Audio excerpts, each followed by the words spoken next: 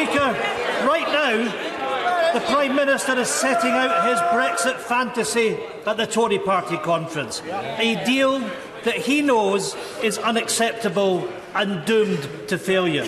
When this deal fails, as they know it will, Downing Street sources have insisted the government will not seek an extension. They will not obey their legal obligations. Mr. Speaker, yet again, this Prime Minister is prepared to act unlawfully. Has the Prime Minister not learnt his lesson?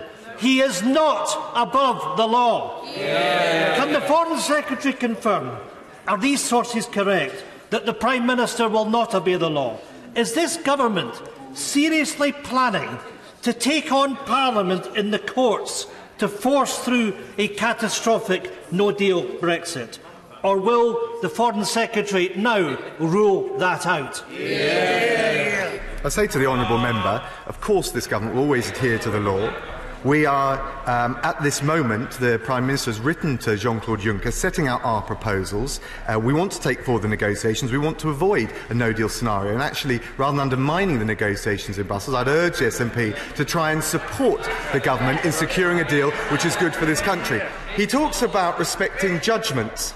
We will always respect legal judgments. I would call on the SNP to respect the judgment of the people of Scotland when it comes to staying in the United Kingdom, and the judgment of the people of the United Kingdom to give effect to the referendum on the EU. Ian Blackford. Mr. Speaker, we will always respect legal judgment. Mr. Speaker, the fact is that this Prime Minister cannot be trusted, and his Foreign Secretary can't even commit the Prime Minister to the letter of the law. Mr. Speaker, this government must be stopped. I'm looking now at colleagues on opposition benches, and I urge them, we must unite.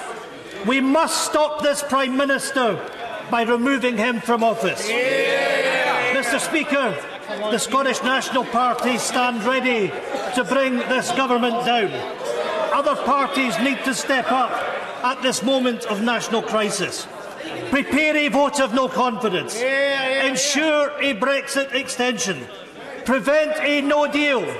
And call a general election. Doing nothing is not an option. We must act. So I ask the Foreign Secretary, will he give the Prime Minister a message from the Scottish National Party? It's not a case of if, but when. We will bring this dangerous government down. I have to say to the honourable gentleman, he's at risk of sounding like he's all mouth and no trousers. Because he had the chance to vote for a general election and he turned it down. He had the chance to avoid no deal, and the best chance now is to back this government in securing a good deal, good for the United Kingdom and good for all quarters of the United Kingdom, including the people of Scotland.